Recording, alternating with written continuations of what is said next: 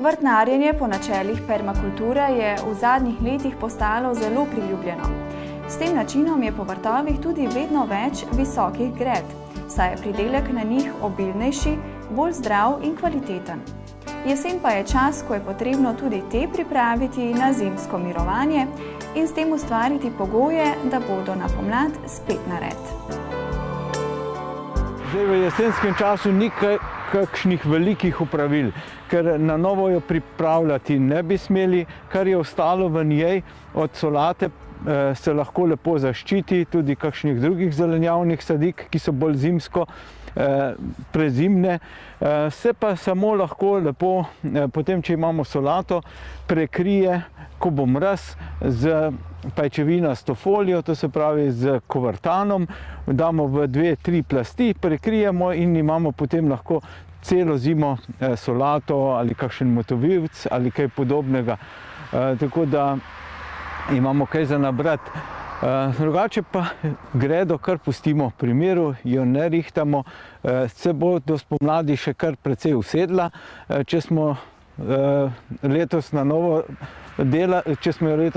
delali ali pa če smo jo spomladi pripravljali. No, zgodaj spomladi, tam nekje že sredi februarja, če seveda ni zmrznjena, pa odstranimo polovico, poberemo vse ven, kar je še ostalo od sadik, korenin in tega, in odstranimo nekako tam do 30-40 cm zemlje, polovico jo damo na to in noter damo potem malo slame in pa domačega listnatega gnoja, če je možnost kje dobiti gnoj zmešan z listjem, in potem prekrijemo, potem pa še drugo polovico odkrijemo, in tudi tam dodamo ta gnoj, slamo in pa listje in zakrijemo zopet z nekako 20 cm zemlje in tako imamo lahko v tej permakulturni visoki gredi tudi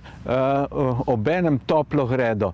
Pustimo nekako 15 cm, da je zemlja pod robom, da lahko lepo vsejemo, posadimo in samo prekrijemo zopet s pajčevinasto folijo in bomo lepo zaščitili in tam bo lepo že lahko konec februarja skalila prva solata ali pa prve sadike, ki jih bomo prinesli v gredico, ker bo tisto spodaj slama, listje in pa pomešano z gnojem lepo pričelo delovati in gniti in bo tudi od spodaj navzgor ogrevalo to gredico. Drugače pa, kot sem rekel, v tem jesenskem času lahko jo samo pospravimo, če nimamo nič v njej, odstranimo vsa plevela.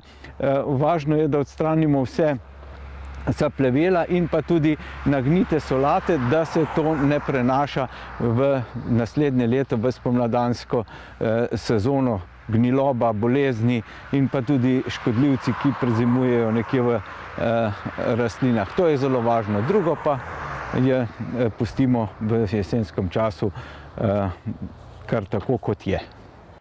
V jesenskem času ne dodajamo kakšnih preparatov, ne dodajamo kakšnih naravnih snovi, zato ker lahko že preko zime vse te snovi se gnijejo in ne delujejo potem kot ogrevanja, ki jih imamo zato, da nam potem v spomladanskem času ogrevajo to gredo. To se dela vse bolj v spomladanskem času.